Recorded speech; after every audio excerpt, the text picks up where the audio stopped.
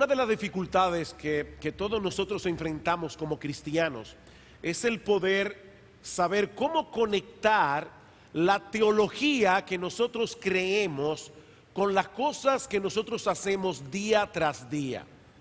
Yo sé que en las iglesias hay hipócritas, es decir, personas que viven una doble vida, profesan algo con sus bocas, pero en sus vidas es evidente que eso que profesan no es real. Pero yo no me estoy refiriendo a ese tipo de persona en la mañana de hoy.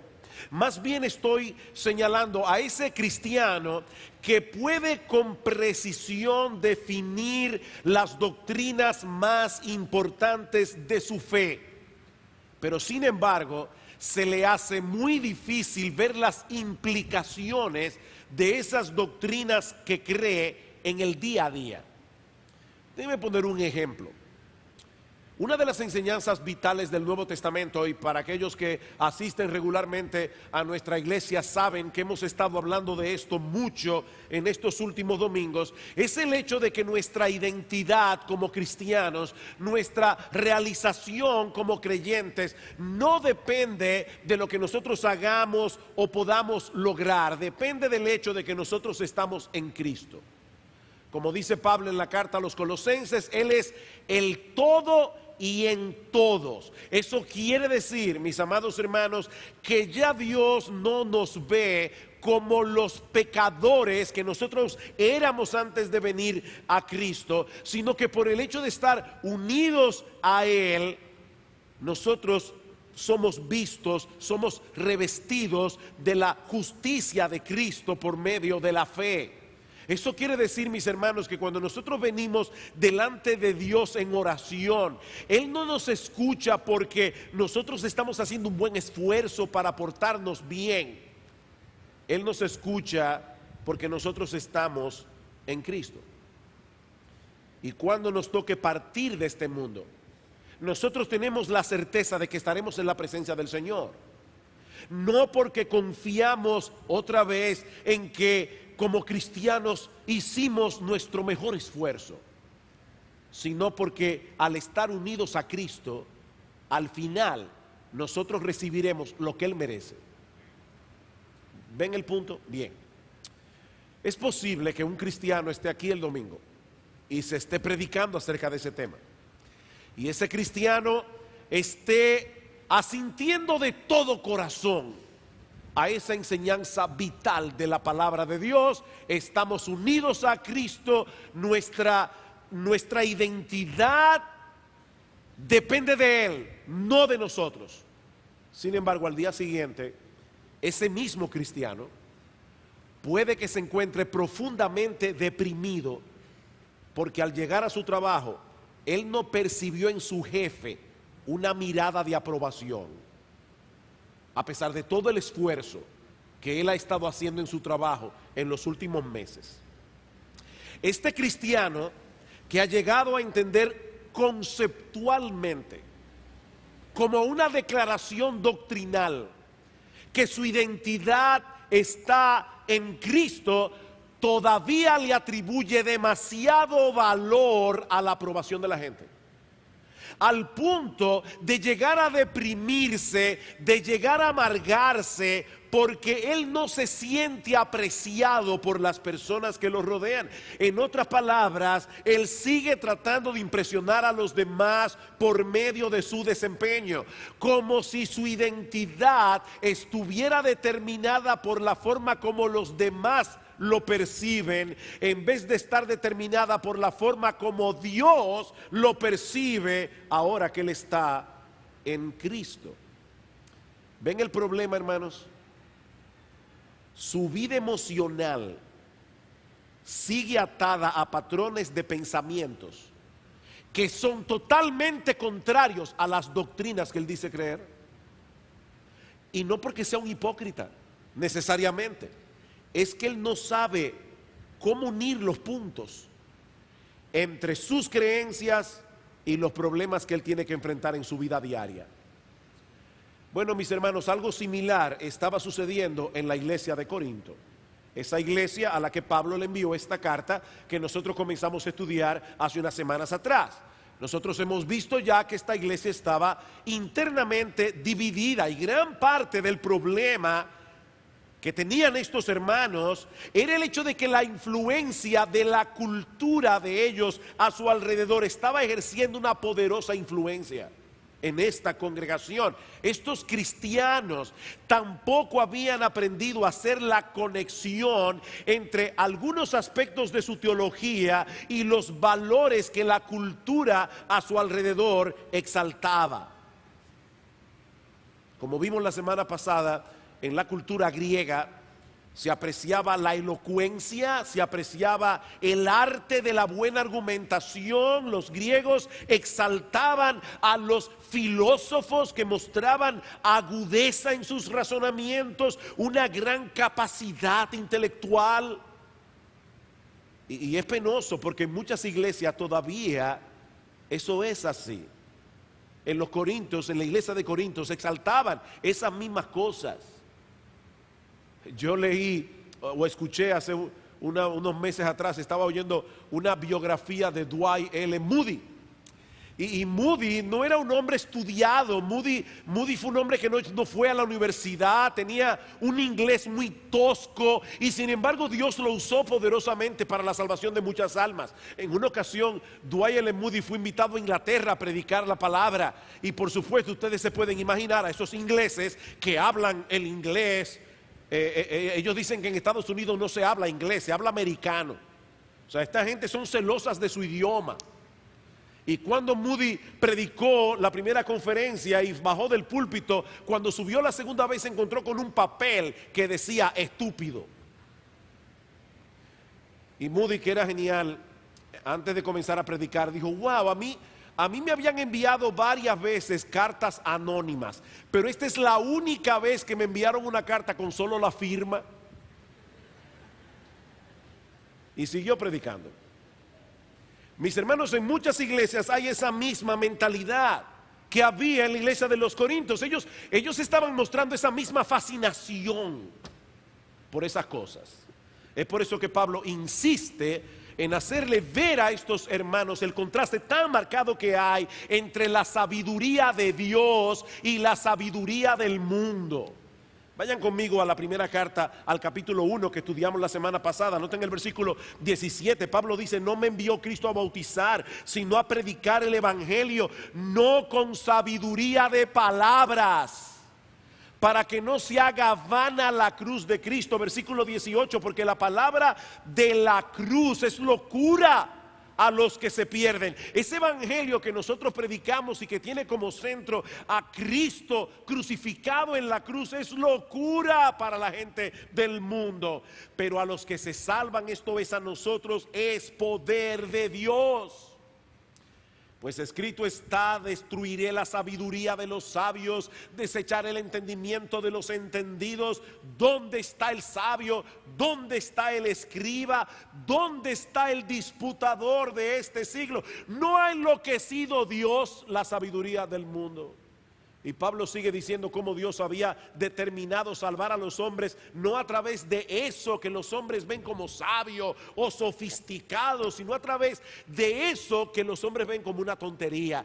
Dios magnifica su poder actuando en el hombre a través de las cosas que ellos llaman debilidad.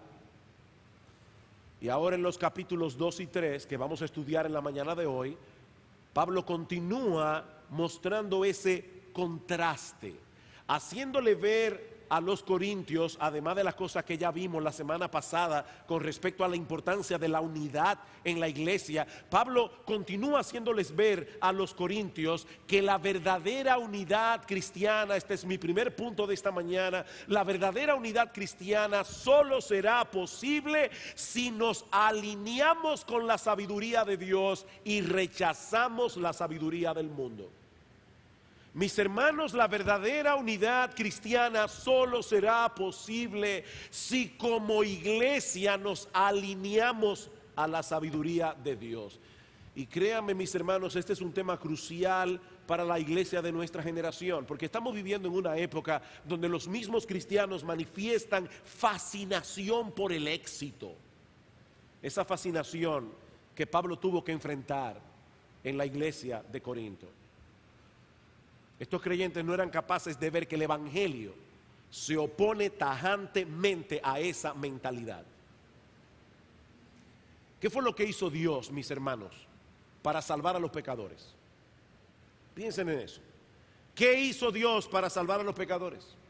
Enviar a su propio Hijo, la segunda persona de la Trinidad, como un hombre común y corriente, para morir en una cruz rodeado de vergüenza y de debilidad. Y luego Dios llamó a un grupo de personas que en su mayoría son don-nadies en el mundo, personas que no poseen esas cosas que el mundo valora, esas cosas que el mundo exalta, para dar a conocer a través de esas personas esa extraña obra de redención. En otras palabras, Dios se vale de la debilidad para dar a conocer su poder. Alguien lo dijo de esta manera y me encantó esto. Dice, Dios actúa haciendo algo a partir de nada. Él vence perdiendo. Él nos eleva haciéndonos caer. Él transforma los viernes de Pascua en domingos de resurrección. Él obra de formas contrarias a como la humanidad esperaría lógicamente que obre un Dios todopoderoso. Dios obra al revés. Mis hermanos, ¿quién hubiese podido pensar que ese Jesús que anduvo por las calles de Palestina en el siglo I era el Dios omnipotente que creó y sostiene el universo? Yo no sé cuántos de ustedes pudieron oír ayer la predicación de C.J. Mahaney. Fue excelente predicación. Y él decía en el día de ayer que si nosotros hubiésemos podido ver una fotografía de Jesús con sus discípulos, no podríamos identificar quién era Jesús. No es como esos cuadros que presentan los católicos, que Jesús aparece con una cara beatífica y rodeado de luz. No, si usted hubiese podido ver una foto de Jesús y sus apóstoles, usted no hubiese podido identificar quién era Jesús, porque él no se distinguía físicamente de ningún judío común y corriente de aquellos días. En el pasaje de Isaías 53 que el pastor Mahaney predicó, dice claramente, lo veremos más sin atractivo para que le deseemos. Queridos hermanos, la metodología de Dios es totalmente contraria a la metodología del mundo. Escuchen otra vez a este autor cristiano, Mark Shaw, que acabo de mencionar. Esta es una cita que es para leer y releer hasta que estos conceptos se arraiguen en nuestros corazones. Oigan esto, hermanos, solo Dios es lo suficientemente grande como para ganar perdiendo. Solo Dios es suficientemente amante como para amar lo antipático. Solo Dios es lo suficientemente eterno como para ser engullido por el tiempo y la muerte y vivir para contarlo. La cruz magnifica al Rey divino, que se hizo aparentemente insensato con el fin de acabar con la insensatez del pecado y de la muerte. Wow. Dios gana perdiendo. Y lo que Pablo quiere hacernos ver en este pasaje, en el capítulo 2 de 1 Corintios, es que esa realidad impactó profundamente el estilo de su ministerio. Noten una vez más los versículos 1 al 5 del capítulo 2. Así que, hermanos, ¿ven la conexión? Precisamente porque Dios hace las cosas como las hace. Cuando fui a vosotros para anunciaros el testimonio de Dios, yo no fui con excelencia de palabras o de sabiduría, pues me propuse no saber entre vosotros cosa alguna, sino a Jesucristo y este crucificado. Y estuve entre vosotros con debilidad y mucho temor y temblor, y ni mi palabra ni mi predicación fue con palabras persuasivas de humana sabiduría, sino con demostración del Espíritu y de poder, para que vuestra fe no esté fundada en la sabiduría de los hombres, sino en el poder de Dios.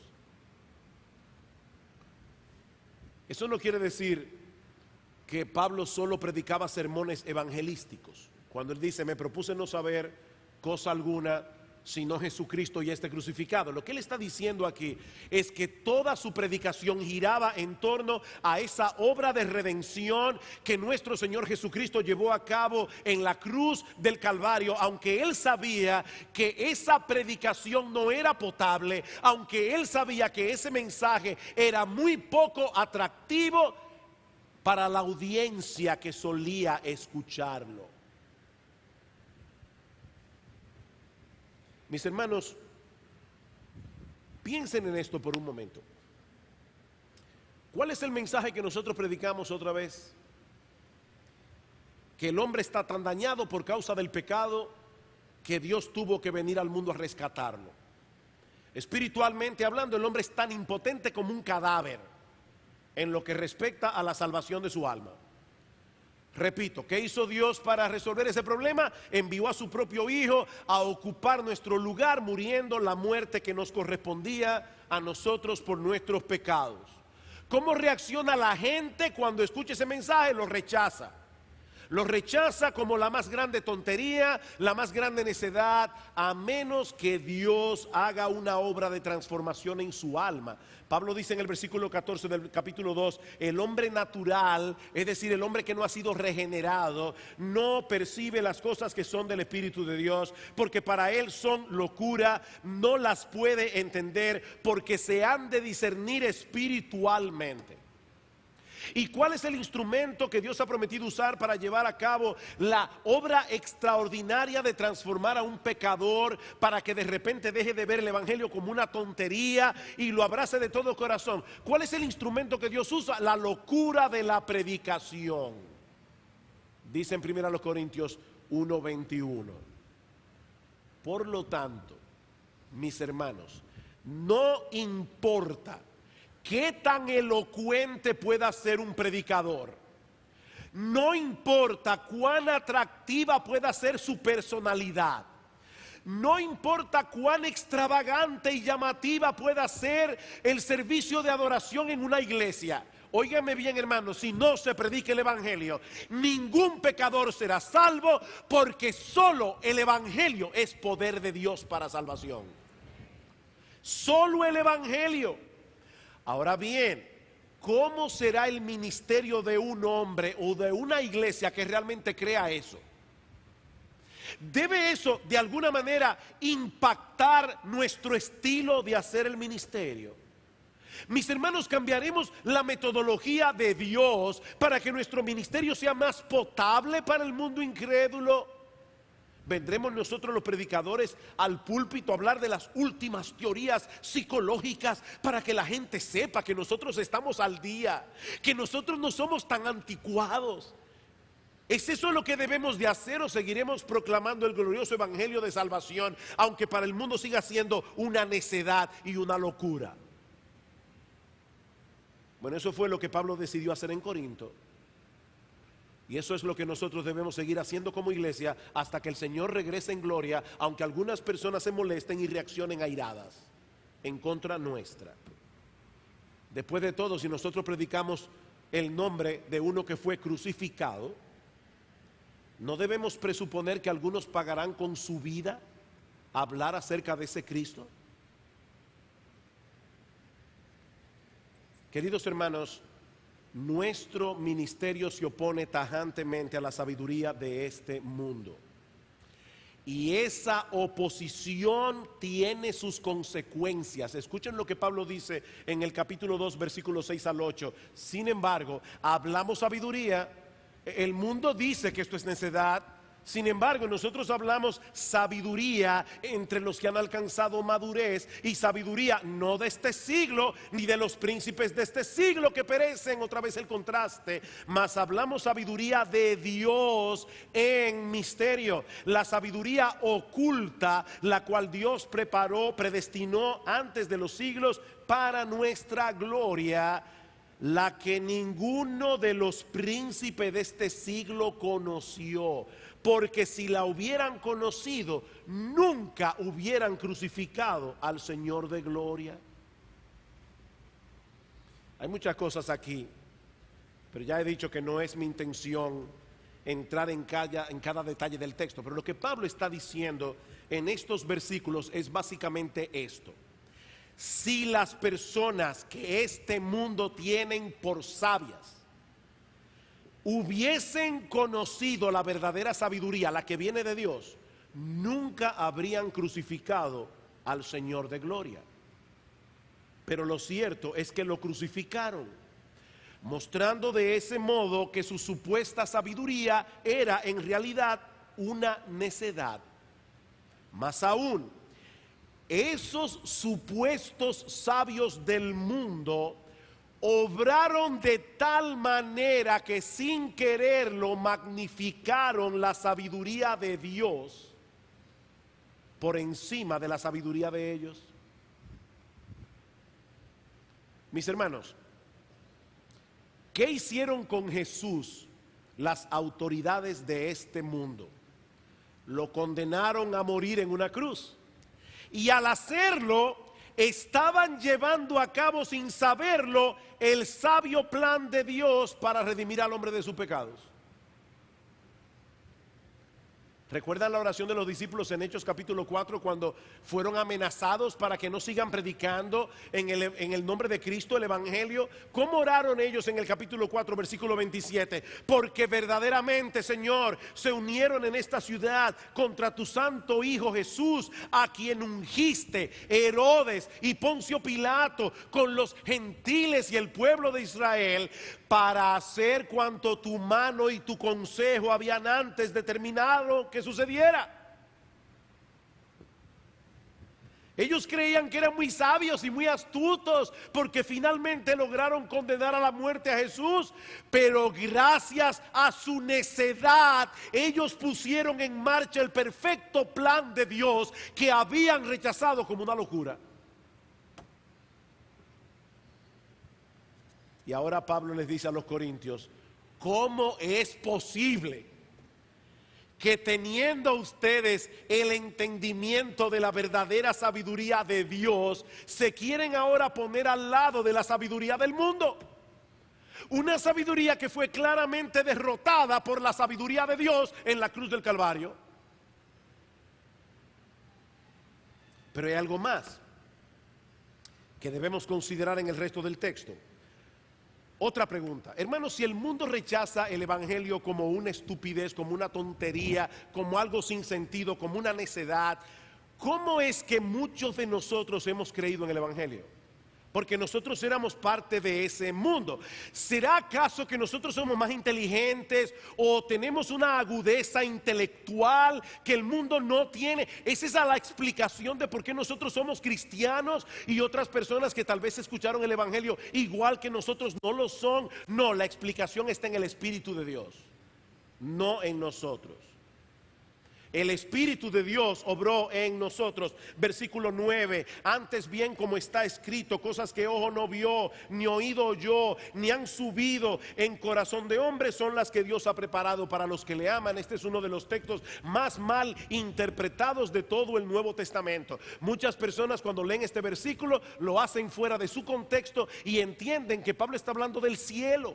Y aún en algunos funerales se usa ese texto para decir, ahora el hermano está viendo cosas que ojo no vio, ni oído yo, porque son las que Dios ha preparado para los que le aman. No, hermanos, Pablo está hablando aquí de esa sabiduría de Dios, esa sabiduría de Dios que se evidencia en el Evangelio, esa sabiduría de Dios en la que Él vence perdiendo, esa sabiduría de Dios en la que Él envía a Jesucristo, un judío que parecía común y corriente, y a través de ese Cristo Dios salvó a los pecadores.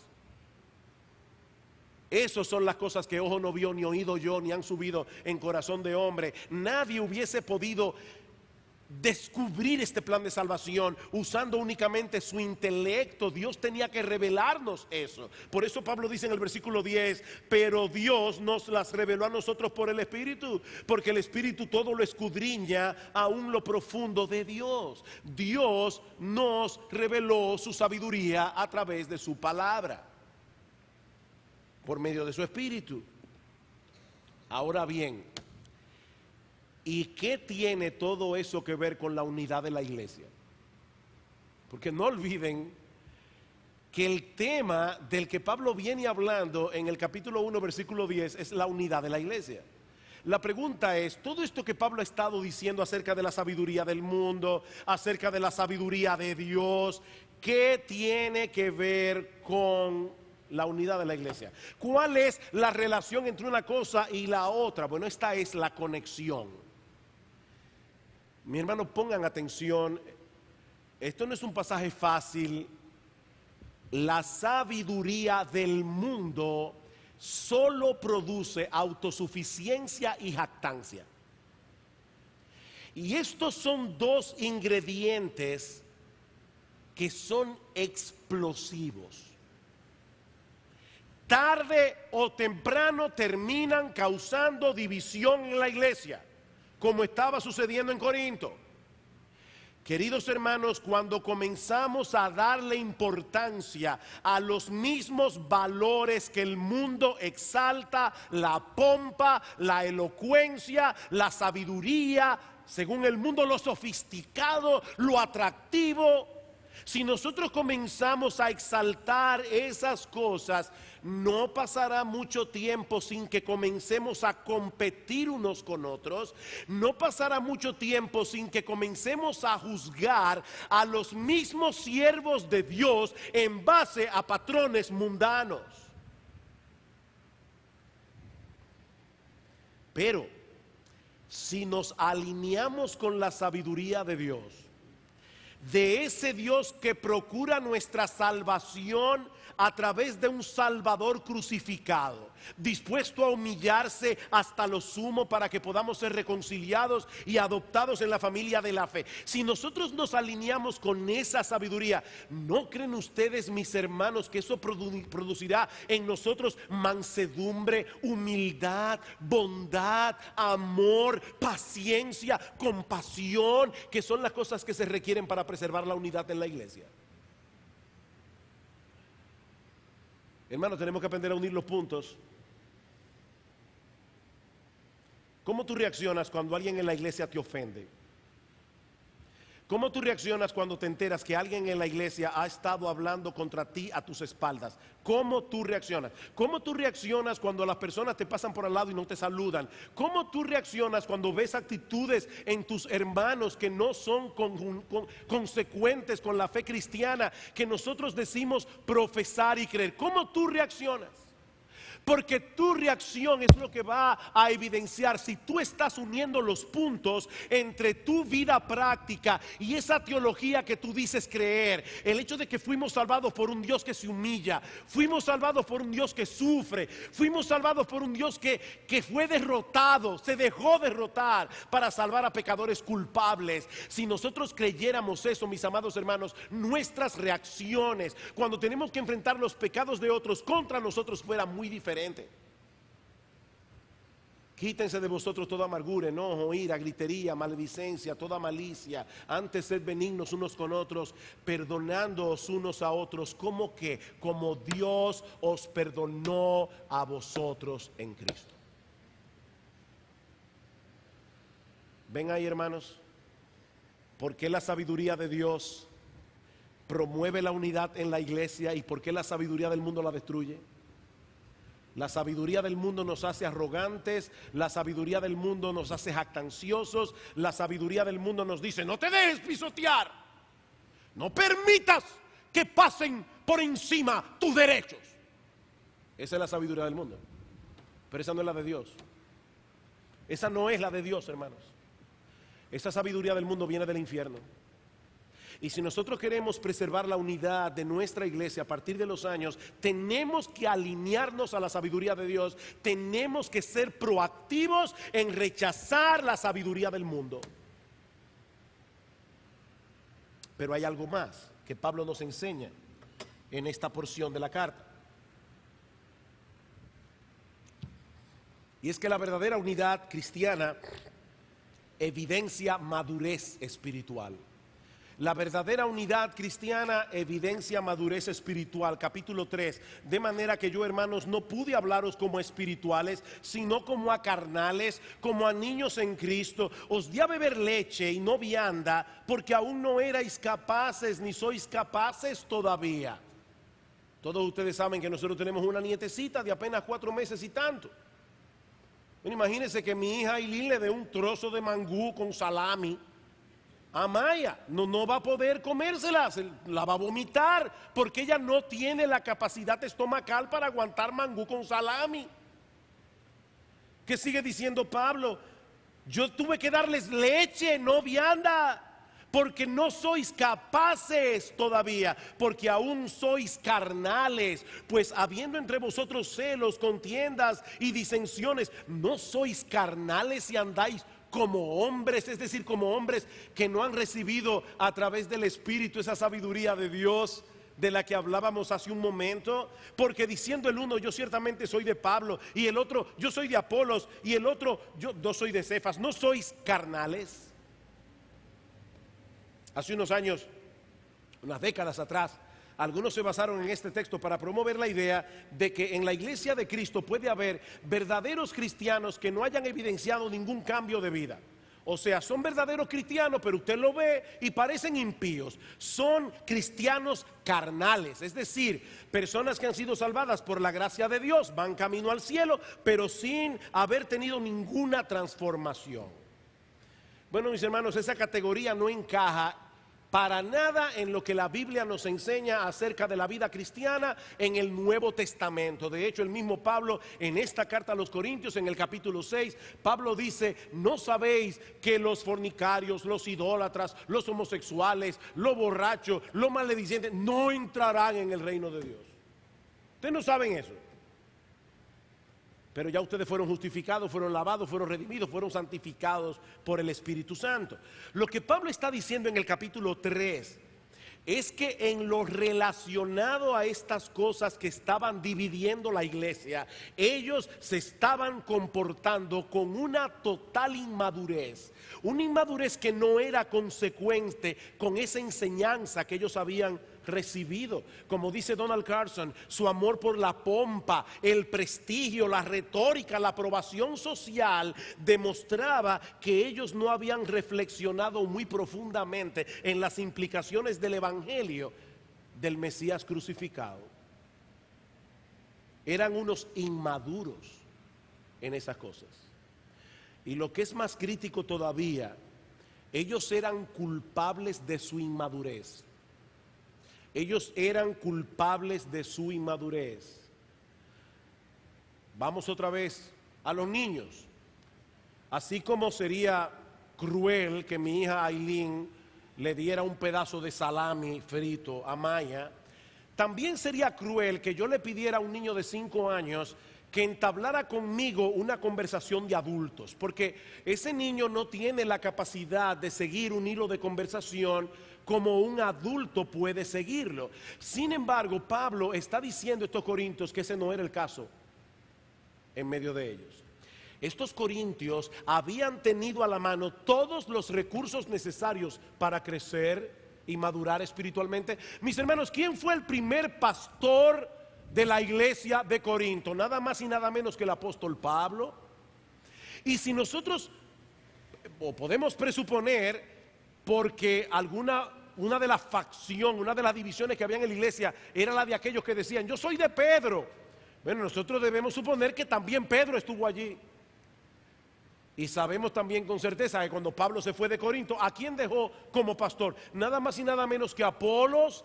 Apolos era un tremendo predicador. Apolos era un tremendo maestro de las escrituras. Mis hermanos, estos corintios no tenían excusa. La razón por las que eran unos inmaduros no era por falta de enseñanza, era por su mundanalidad. Y precisamente por estar en un estado tan lamentable, ellos no eran capaces de recibir una buena enseñanza de las escrituras. Pablo dice: yo tuve que darles leche. Es lo mismo que dice el autor de la carta a los Hebreos, en Hebreos capítulo 5, versículo 14, dice el autor, versículo 11, acerca de esto, hablando del sacerdocio de Cristo según el orden de Melquisedec, dice: acerca de esto tenemos mucho que decir y difícil de explicar, por cuantos habéis hecho tardos para oír, porque debiendo ser ya maestros después de tanto tiempo, tenéis necesidad de que se os vuelva a enseñar cuáles son los primeros rudimentos de la palabra de Dios. Hay que volver otra vez al kindergarten, y habéis llegado a ser tales que tenéis necesidad de leche y no de alimento sólido. El mismo problema. Dice Pablo, ustedes debían ser ya maestros después de tanto tiempo. Oigan esto que dice Donald Carson acerca de este grupo de personas. Hay que darles leche porque no aceptan otra cosa, y si intentamos darle otra cosa que no sea leche, lo vomitan. Considerando el número de años durante los que han sido cristianos, uno esperaría un comportamiento más o menos maduro, pero resultan decepcionantes, siguen siendo infantes y manifiestan su triste inmadurez, aún en la forma en que se quejan si se les da otra cosa que no sea leche. El conocimiento sólido de la Biblia no es para ellos, ni la reflexión teológica madura, ni el pensamiento cristiano creciente y perceptivo. No, ellos no quieren otra cosa que otra ronda de coritos y un mensaje sencillito, algo que no los desafíe a pensar, algo que no los lleve a examinar sus vidas, a tener que hacer decisiones y a crecer en su conocimiento y adoración del Dios vivo. Uy, qué duro está eso.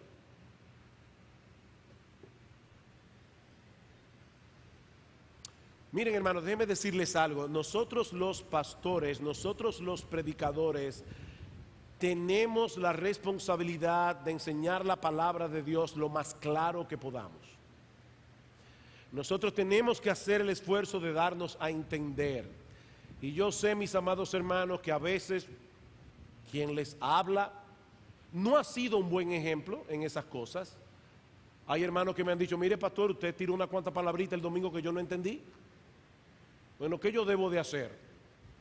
O tratar de hacerme entender. Yo tengo que hacer el esfuerzo de ser lo más claro que yo pueda, porque la idea aquí no es que ustedes salgan diciendo, wow, yo no entendí nada, pero qué vocabulario. No, yo tengo que tratar, yo tengo que hacer el esfuerzo de hacerme entender, buscar las ilustraciones más apropiadas. Todo eso es verdad. Pero mis hermanos, oigan esto, la responsabilidad no es completamente nuestra. Mis hermanos amados, escuchar a un predicador exponer seria y profundamente las escrituras exige un esfuerzo de parte de los oyentes. Exige un esfuerzo, exige concentración. Exige que durante la semana nosotros meditemos en el mensaje para digerir lo que no fue digerido el domingo. Exige que nosotros seamos buenos lectores, que leamos buenos libros, porque de lo contrario no vamos a crecer espiritualmente.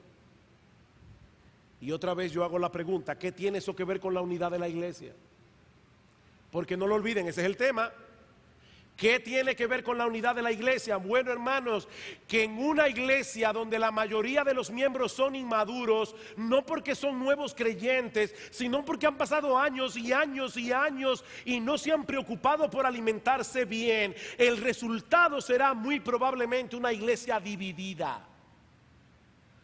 Porque eso es lo que produce la inmadurez espiritual. Las personas que dividen iglesias son inmaduras. Son inmaduras, eso es lo que Pablo está diciendo aquí, como sucedió en la iglesia de Corinto. Ellos no se ven a sí mismos así, pero Pablo los ve así. Son inmaduros. Ustedes han visto los niños que cuando tienen algo ahí, alguna información la quieren desembuchar porque ellos no tienen dominio propio. Bueno, eso es gracioso en un niño. Pero hay adultos que no se pueden refrenar. Ellos tienen que hablar con todo el mundo en la iglesia. Ellos tienen que hacerse entender. Ellos tienen que hacerse oír. Son inmaduros. No tienen dominio propio. El chismoso es un inmaduro. No tienen dominio propio. Ellos tienen que hablar. Ellos no pueden ponerse un zipper en la boca. Así que hermanos, esto tiene que ver con la unidad de la iglesia, porque la inmadurez produce división, la madurez produce unidad. Pero todavía hay algo más que veré más brevemente, y es que Pablo nos dice aquí, con esto corona este pasaje, que la unidad cristiana reviste de una enorme importancia. ¿Saben por qué? Porque la iglesia es el templo de Dios. La verdadera unidad cristiana reviste de una enorme importancia porque la iglesia es el templo de Dios. Versículo 5, ¿qué pues es Pablo? ¿Qué es Apolos? Servidores, ¿de quién? De Dios, por medio de los cuales habéis creído. Y eso según lo que a cada uno concedió el Señor. El Señor. Pablo quiere que estos hermanos vean a los líderes cristianos como lo que son. ¿Y qué es lo que son? Siervos.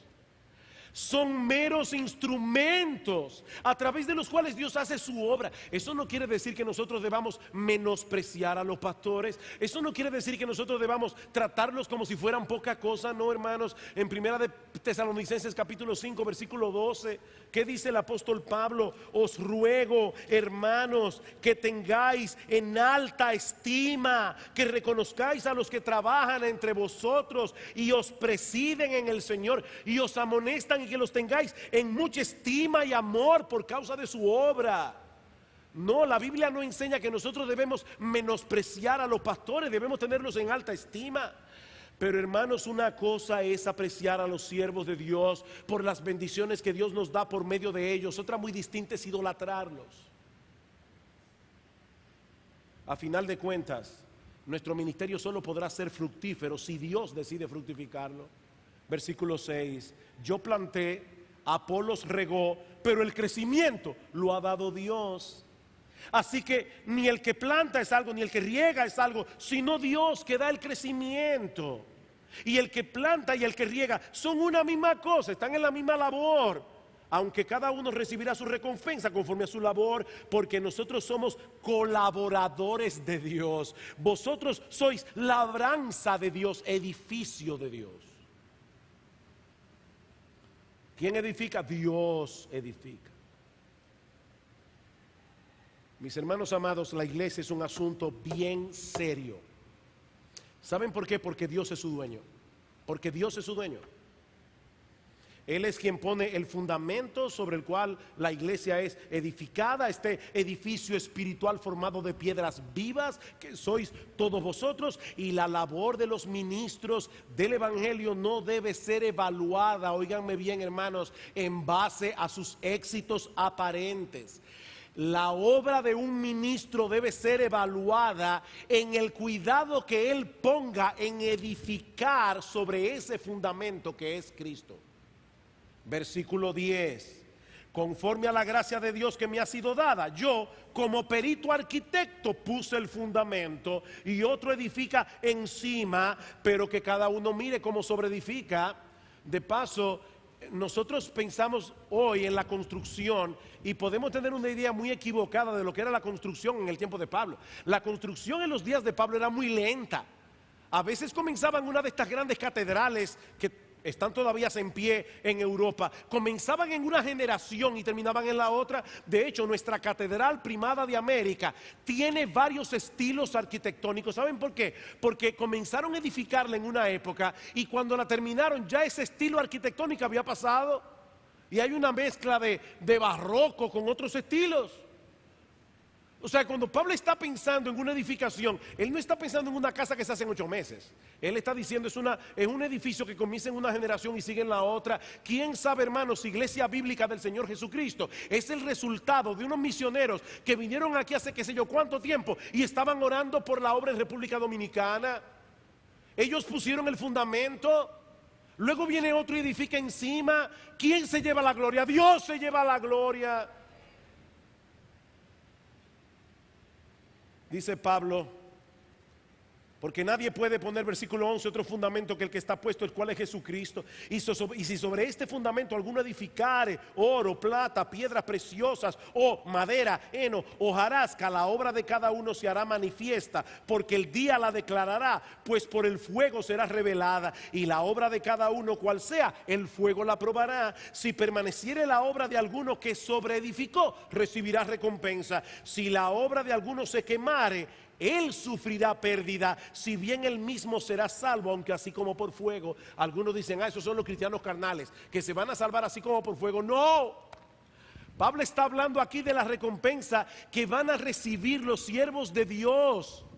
Cuando nosotros lleguemos al cielo, todo lo que nosotros ministramos, todo lo que nosotros hicimos como siervo de Dios, va a ser probado por fuego. ¿Y saben qué es lo único que va a quedar de nuestro ministerio? Aquello que nosotros hicimos para la gloria de Cristo, porque ese es el fundamento.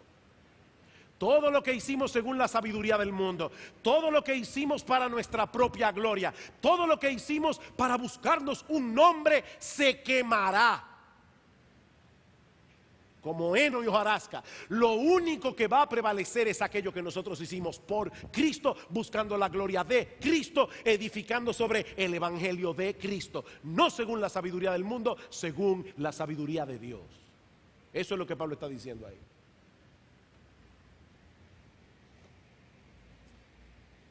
Precisamente porque es Dios el que edifica su iglesia sobre ese fundamento de la persona y la obra de Cristo, es que las divisiones son un asunto tan serio. Versículo 16: ¿no sabéis que sois templos de Dios? Hablándole a los cristianos, ustedes, iglesia, no está hablando de que yo como cristiano individual soy templo de Dios. No, nosotros somos el templo de Dios, y que el Espíritu de Dios mora en vosotros.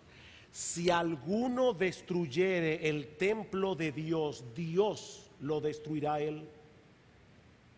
Porque el templo de Dios, el cual somos nosotros, santo es. ¿Puede destruirse una verdadera iglesia de Cristo? ¿No prometió el Señor que las puertas del Hades no prevalecerían contra la iglesia? Respuesta: la iglesia universal del Señor seguirá en pie hasta que Cristo vuelva, porque Él prometió que las puertas del Hades no prevalecerían contra la iglesia. Pero esa promesa no implica, mis amados hermanos, esa promesa no implica que las iglesias locales, las iglesias individuales, no puedan ser tan afectadas, tan profundamente afectadas por causas de las divisiones que terminan desapareciendo. Y hay iglesias locales que han muerto. Y Dios toma muy en serio las personas que jugaron un papel en la destrucción de esa iglesia. Dios lo toma muy en serio. Dice que Dios lo destruirá a él. Hermanos, wow, esas palabras es como para ponerse a temblar. ¿Ustedes se imaginan lo que es tener a Dios en tu contra? Horrenda cosa es caer en las manos del Dios vivo. Y eso no está en el Antiguo Testamento, está en el Nuevo. Y ese Dios vivo está diciendo: el que destruyó a la iglesia, yo me comprometo, yo lo voy a destruir. Porque la iglesia es mía. Yo soy el dueño, yo la edifico. Yo traigo a los cristianos aquí, hijos míos, que yo quiero que sean edificados en la iglesia, no dañados por las bocas de ciertos chismosos. Dios dice: yo lo voy a destruir. Hermanos, esto es serio. Esto es serio. ¿Saben cómo empieza todo esto? ¿Cómo es que iglesias llegan ahí? ¿Cómo es que algunas personas que profesan la fe terminan siendo instrumentos del diablo para destruir iglesias? ¿Cómo es que pasa eso? Cuando ponemos a un lado la sabiduría de Dios y comenzamos a coquetear con la sabiduría del mundo. Versículo 18: nadie se engaña a sí mismo. Si alguno entre vosotros se cree sabio en este siglo, hágase ignorante para que llegue a ser sabio. O sea, No tengas opiniones tan fuertes como si tú fueras canónico, inspirado por el Espíritu Santo. Porque la sabiduría de este mundo es insensatez para con Dios. Pues escrito está, Él prende a los sabios en la astucia de ellos, Él los lleva cautivos. Y otra vez, el Señor conoce los pensamientos de los sabios que son vanos. Es cuando comenzamos a coquetear con esa sabiduría. Oigan lo que dice otra vez Donald Carson: que nadie piense que puede adoptar las filosofías y valores del mundo como si semejantes elecciones no tuviesen un impacto fuertemente perjudicial sobre la iglesia. No se engañe a sí mismo considerándose un cristiano de vanguardia, cuando de hecho está dejando atrás el evangelio y dañando la iglesia de Dios. Vamos a ver cómo buscamos otro mecanismo para hacer la cosa más atractiva, más potable. Sabiduría del mundo. Más adelante añade: el mundo intenta impresionar con su retórica, con su sofisticación, apreciando más la forma que el contenido. Los apóstoles de Jesucristo valoran la verdad por encima del estilo y rehúsan tranquilamente adoptar cualquier forma que pueda resultar tan atractiva que ponga en peligro la centralidad del evangelio.